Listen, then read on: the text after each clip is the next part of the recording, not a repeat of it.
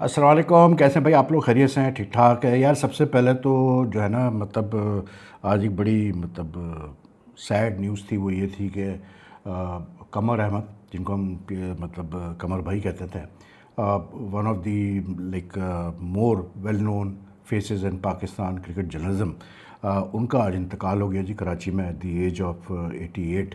And he had been keeping some poor health for the last few weeks, लेकिन he passed away in Karachi. And sad news इसलिए क्योंकि मतलब बात ये होती है कि यार आना जाना तो लोगों का लगा रहता है, वही दस्तूर है दुनिया का। लेकिन जो कुछ लोग ऐसे होते हैं जो आप अपने पर्सनल एक्सपीरियंस से आपकी कैसे उनके साथ मतलब इंटरेक्शन रहा हो, कैसे उनके साथ ताल्लुकात रहो, वो बड़ा मैटर करते हैं। टू मी कमर भाई was a very what you call it kind person and like always willing to help others.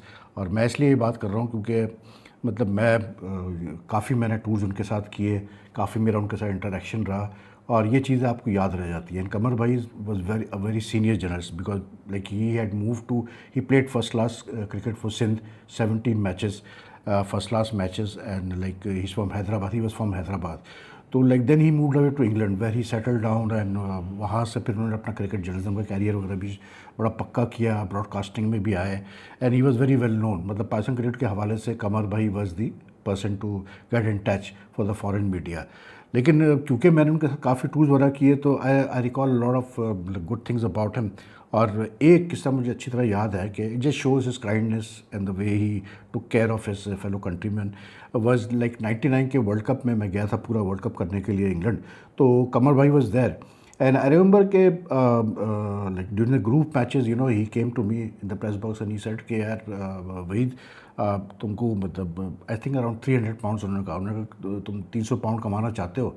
तो मैंने कहा जी कमर भाई वाई नॉट, आप बताएं क्या करना है। तो कहने लगे यार वो जो मेरा एक दोस्त है एलन बॉल्डविन, वो निकाल रहा है जो वर्ल्ड कप का ब्रोशर है, ऑफिशियल ब्रोशर है, वो एडिट कर रहा है, वो निकाल रहा है उसको, वो उस पर काम कर रहा है। तो he needs short piece on Inzamam Haq, anything of human interest you know, जो अलग हो इंज़माम के बारे में।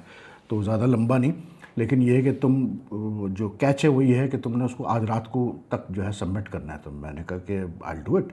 तो खैर मैंने रात तक जो है एक छोटा सा पीस करके मतलब भेज दिया जहाँ उन्होंने बोला था भेजने को। It was a piece about Inzamam's eating habits and all that, and like अभी भी 99 के वर्ल्ड कप का जो ब्रोशर है उसमें वो आर्टिकल है बाइलन के साथ। तो जो बताने वाली बात है वो ये है कि like you know the next day Qamar भाई came to me and he said कि देखो यार वही बात ये है कि जाहिर सी बात है अभी तो ब्रोशर निकलेगा और एक लंबा प्रोसेस होगा तुमको पेमेंट मिलने का, तो it you won't get the payment like it will take some time. तो ऐसा ठीक है कमर भाई कोई ऐसा इशू नहीं। तो कहने लगे लेकिन तुमको मतलब ज़रूरत है पैसों की। मतलब मैंने कहा कि देखें फॉरेन टूर है, आपको पता ही है हम लोग लिमिटेड बजट से आते हैं, तो अगर अगर कोई तरीका हो कि मिल जाए तो बहुत अच्छा है। तो कहने लगे कि कोई मसला नहीं है, मैं तुम्हें पैसा दे देता हूँ, तुम बस मैं बॉल्डविन से बात करता हूँ, तुम सिर्फ एक ईमेल लिख कर दो उसको एलन बॉल्डविन को कि यार मेरी जो पेमेंट है वो आप कमर भाई को कीजिएगा। तो मैंने कहा ठीक है, मैंने कर दिया। एंड कमर भाई you know just handed me the cash and it help me such a lot on that tour. तो you know these thing the small, और भी बड़े किस्से हैं कमर भाई के, लेकिन ये छोटी चीज़ें जो है ना ये बड़ी आपके रह जाती है आपके दिल में और दिमाग में। And he had been in Karachi, he had been living in Karachi, had move to Karachi for the last few years because his sister was here, his nephews and nieces were here. लेकिन मतलब क्रिकेट के बड़े शदाई भाई, और उनको बड़ा शौक था क्रिकेट के बारे में बात करने का, regular visitor to the press box and all that. और एक बंदा अगर 400 टेस्ट मैचेस और कुछ 600-700 वनडे इंटरनेशनल अपने कैरियर में किया हो तो बड़ी बात है। लेकिन बहरहाल I am very sad to hear that he is passed away. Allah ताला उनको मतलब मगफरत फरमाए, उनको जन्नत नसीब करे। और मतलब you know you have to come and you have to go, so there is nothing you can do about that. लेकिन बहरहाल कमर भाई will be remembered, there is no two will. मैं देख रहा था आज काफ़ी सोशल मीडिया पे उनके बारे में फेलो जर्नलिस्ट वगैरह के मैसेजेस आए, and you know like offering condolences and all. तो he was supposed to be buried today in Karachi. तो बहरहाल क्या कह सकते हैं। बाकी यार क्रिकेट का मतलब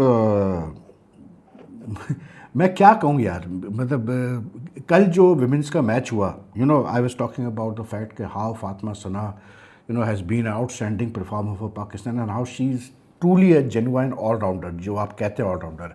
आज ही खबर आई कि जी 100 में बर्मिंघम ने बर्मिंघम की जो टीम है उसने सना को, फातिमा सना को वाइल्ड कार्ड पे साइन कर दिया है एज ए, मतलब कोई उनका प्लेयर इंजर्ड था, पता नहीं क्या था, but she is the first person to be sign in the 100, ठीक है। मिनिमम वेजेस पे है, ज़्यादा पैसे मतलब कोई इतने हाई उसमें नहीं साइन हुआ, लेकिन 15,000 पाउंड, 20,000 पाउंड भी बुरे नहीं है। लेकिन the fact that they approach Fatima Sana, you know, just shows के if as a player, as a professional player, if you are willing to perform, if you perform for your team, everyone takes notice यार। बातों से कोई notice नहीं लेता भाई। ये जो हमारे वहाँ आजकल एक ट्रेंड है ना, सोशल मीडिया पे चीज़ें लगाओ, ये करो, वो प्रैक्टिस कर रहा है, उसको लोगों ने सीटियाँ बजाई, उसको लोगों ने ये किया और वो किया, ये सब नहीं मैटर करता। What matters is do you perform. If you perform everyone takes notice. It's a big honour for person cricket that she has been selected to play in the 100। कोई छोटी चीज़ नहीं है। And she has been doing like great stuff for Pakistan. Unfortunately हमारी overall women's cricket का structure ऐसा है कि हम आगे बढ़ नहीं पा रहे हैं। मुझे तो कभी कभी समझ में ही आता है, समझ में नहीं आता है कि चंद एक प्लेयर्स के अलावा आप batting is so poor, you know, आप bowling is not that bad, but the batting is so poor के मतलब यार सिवाय एक दो प्लेयर्स के कुछ है ही नहीं इस बैटिंग में। आप कुछ उम्मीद ही नहीं कर सकते। कल का अगर आप मैच देखें तो यानी कि सना और उसका तूबा का अगर पार्टनरशिप नहीं होती 70 रन की, तो क्या हाल होता हमारा। सोचें आप, हमारे 8 विकेट तो 50 रन पे ही हम फारिग हो चुके थे। तो just imagine, and then we fought well, but you know, just shows कि the Pakistan cricket board really needs to seriously think about women's cricket, and not only women's cricket. ये जो आय बाय शाय करते हैं ना ये लोग, अभी ये जो सेंट्रल कॉन्टेस्ट का ये जिन्होंने ड्रामा स्टार्ट किया हुआ है कि जी हम ये कर रहे हैं, हम वो कर रहे हैं, फला कर रहे हैं, और कैसे बोलते हैं, अपना फॉर्मेट वाइज जो है हम उसको देख रहे हैं सेंट्रल कॉन्टेस्ट को, और फॉर्मेट वाइज जो है वो दिया जाएगा और ये किया जाएगा और वो किया जाएगा। वो अपनी जगह सही है, लेकिन like you no, my question is this के आप बाइफरकेट तो कर रहे हैं कॉन्ट्रैक्ट्स को बेस्ड ऑन फॉर्मेट्स, ठीक है, उसमें कोई बुराई नहीं है, लेकिन मसला ये है कि have you thought it out. क्या पाकिस्तान क्रिकेट बोर्ड ने इसके ऊपर सोचा है कि कितना इससे कन्फ्यूजन पैदा होगा? क्योंकि the way I look at it कि बहुत कन्फ्यूजन होने वाला है, क्योंकि ये जो बाइफरकेट किया है ना फॉर्मेट्स के हिसाब से, आई मीन आई नो ये जो हमारा कल्चर है पाकिस्तान क्रिकेट का, कोई प्लेयर भी खुश नहीं होगा। और फिर जो मतलब आ रहे हैं पैसे बताए जा रहे हैं, जो अनऑफिशियली आ रहे हैं सामने कि किस फॉर्मेट में कितने पैसे मिलेंगे, is going to create a lot of confusion. I am telling you this, and a lot of bad blood also. So I don't know whether they मतलब you know like well thought it out. इसलिए क्योंकि एक चीज़ होती है कि जब भी आप एक कोई नया फार्मूला लेके आते हैं, वो करते हैं, तो क्या आपने उसकी बैक टेस्टिंग की है? ये सबसे बड़ा सवाल है।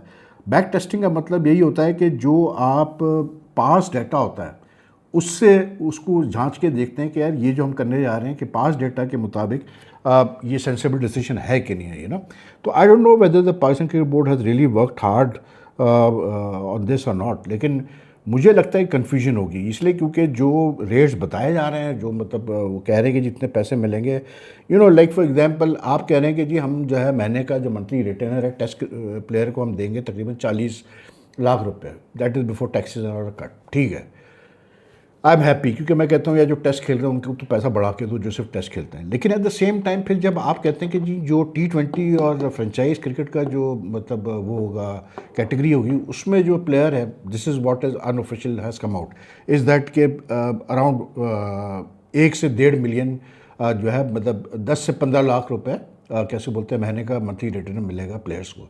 तो बड़ा फ़र्क है ना यार। फिर जो A and B, A+B category है जो कि उन प्लेयर्स की है जो कि दोनों फॉर्मेट्स खेलते हैं, उनको आप दे रहे हैं तकरीबन 50 लाख के करीब, 48 टू लैक्स टू 50 लैक्स दे रहे हैं आप। तो you know you can imagine कि यार जब आप प्लेयर्स की कैटेगराइजेशन करेंगे, आप उनको डिफरेंट उसमें डालेंगे, तो they are going to be a number of players who are not going to be happy, you know. मतलब एक प्लेयर कहेगा जी आपने मुझे कैसे T20 में सिर्फ डाल दिया, मैं तो खेल सकता हूँ, वनडे भी खेल सकता हूँ, मैं तो टेस्ट भी खेलने को तैयार हूँ। तो you know these sort of problems are going to come up. I just hope के पाकिस्तान क्रिकेट बोर्ड ने इसके ऊपर सोचा हुआ है, इसीलिए शायद ये कहानियाँ चला रहे हैं कि जी हम बताएंगे नहीं किन किन प्लेयर्स को हम कॉन्ट्रैक्ट दे रहे हैं या कैटेगरीज दे रहे हैं। लेकिन यार याद रखिएगा, मैं सिर्फ एक बात कहूँगा पाकिस्तान क्रिकेट बोर्ड को, अगर प्लेयर खुश है तो आपकी टीम चलेगी, अगर प्लेयर खुश नहीं है नहीं टीम चलती। ये हर स्पोर्ट्स का आजमाया हुआ फॉर्मूला है भाई। You cannot achieve good results with unhappy players. Remember that. And now, as far as the central contracts are concerned, like in the last 2-3 years we have had a lot of instances जहाँ ये तरीके से चीज़ें नहीं हो रही। आई don't no, एक तो मुझे नहीं पता यार कौन होते हैं वो लोग जो बैठ के फाइनलाइज करते हैं चीज़ों को, सेंट्रल कॉन्ट्रेस्ट को। पहले भी ये मतलब चेंज हो चुका है 2-3 दफ़ा। आई रिमेंबर 2023 का जो वर्ल्ड कप था उसमें टीम चली गई इंडिया, उसके बाद भी मसले चलते रहे सेंट्रल कॉन्ट्रेस्ट के, इतना डिले हुआ, फिर वो मतलब कुछ प्लेयर्स साइन करने को तैयार नहीं थे, कुछ प्लेयर्स साइन नहीं कर रहे थे, तो बड़े बहुत इश्यूज खड़े हो गए थे and it happen later on also. तो आए एक सेंट्रल कॉन्ट्रैक्ट, आज जैसा आज न्यूजीलैंड ने अनाउंस किया, उन्होंने अनाउंस कर दिया जी 20 प्लेयर्स को हमने सेंट्रल कॉन्ट्रैक्ट दे दिए और ये कैटेगरी है, ठीक है, हो गया ख़त्म। सिंप्लीफाइड रखो यार तरीके को कि भाई ये तरीका है। बात वही है कि आप बातें तो बड़ी बड़ी करता है पाकिस्तान क्रिकेट बोर्ड की, बातें बहुत बड़ी होती हैं कि जी हम फिटनेस लेवल चेक करेंगे, तो हम परफॉर्मेंस चेक करेंगे, तो हम धमकाना चेक करेंगे, तो हम वो चेक करेंगे। भाई मेरे बात ये है कि आपकी आइडियाज़ तो सारे अच्छे हैं लेकिन आपकी इम्प्लीमेंटेशन ही गलत है ना, इसलिए भी आपकी इम्प्लीमेंटेशन में फेवरेटिज्म नहीं जाता, आपकी इम्प्लीमेंटेशन में बायस नहीं जाता, आपकी इम्प्लीमेंटेशन में लाइक्स एंड डिसलाइक्स होते हैं, आपकी इम्प्लीमेंटेशन में आपके ऊपर पॉलिटिकल प्रेशर भी आता है कि जी इस प्लेयर को ना करो, इस प्लेयर को कर दो। तो ये सारी चीज़ें जब आप नज़र में रखते हैं तो जितना सिंपल आपका प्रोसीजर हो सेंट्रल कॉन्ट्रैक्ट देने का उतना बेहतर है। तो इन्होंने उसको और कॉम्प्लिकेट कर दिया। But I am telling you this, you see कि एक पेंडोरास बॉक्स खुलेगा, ये मैं आपको लिख के देता हूँ। ये नाम बताए ना बताए प्लेयर्स के, ये कुछ भी छुपाने की कोशिश कर रहे हैं, लेकिन ये पेंडोरा बॉक्स खुलेगा। आप चीज़ों को छुपा के कुछ नहीं अचीव करेंगे भाई, ये मैं आपको बता दूँ। आज मैं पाकिस्तान क्रिकेट बोर्ड के जितने करते रहता लोग हैं, मैं उनको एक क्लियर बात कर रहा हूँ कि आप जितना भी छुपा रहे हैं, आज छुप जाएगा, कल जब आप लोग चले जाएंगे अब खुल के आ जाएंगी बातें, ठीक है होगा कुछ नहीं, लेकिन चीज़ें छुपती नहीं है यार। मतलब आप देखें इवन PSL का अगर आप हवाला ले लें, PSL 11 हो गया, सब कुछ हो गया, कुछ नहीं पता हमें आज तक। There is no audited reports of the PSL since 2023 available on the PCB website. कोई फाइनेंशियल ट्रांसपेरेंसी नहीं है कि कितना कमा रहे हैं, क्या कर रहे हैं PSL से, बस फिगर्स फेंको, बड़े बड़े फिगर्स फेंकते जाओ। ब्रॉडकास्टिंग में कितना कमाया है, कितना नुकसान हुआ, किससे वसूली करनी है, nothing is shared with anyone. मतलब एक वो होता है ना कि जी बादशाह लोग हैं भाई, हुकूमत है हमारी, हम जो चाहे हम करेंगे, हमें क्या जरूरत पड़ी किसी को बताने की। लेकिन at the end of the day भाई आप तो सिर्फ आना जाना है ना, आप लोगों को परमानेंट फिक्चर्स तो आप हो नहीं बहुत सारे। तो भाई जो परमानेंट फिक्चर्स भी है बोर्ड में और जिन्होंने आना जाना भी है, at the end of the day नुकसान तो पाकिस्तान क्रिकेट को एज ए इंस्टीट्यूशन पहुंचेगा ना यार, अगर सही डिसीजन नहीं ले जाएंगे। अगर आप चीज़ें छुपाएंगे, ट्रांसपेरेंट नहीं रखेंगे, अगर आप इसको एक ब्यूरोक्रेटिक डिपार्टमेंट की तरह चलाने की कोशिश करेंगे तो काम नहीं चलेगा यार। ये जो सेंट्रल कॉन्ट्रैक्ट वाला मसला है, मेरी तो बिल्कुल समझ में नहीं आ रहा। दूसरा फिर चले आई एग्री, मैं कहता हूँ कि यार ड्यूरिंग टूर्नामेंट तो अब किसी को कुछ बोलना बेकार है।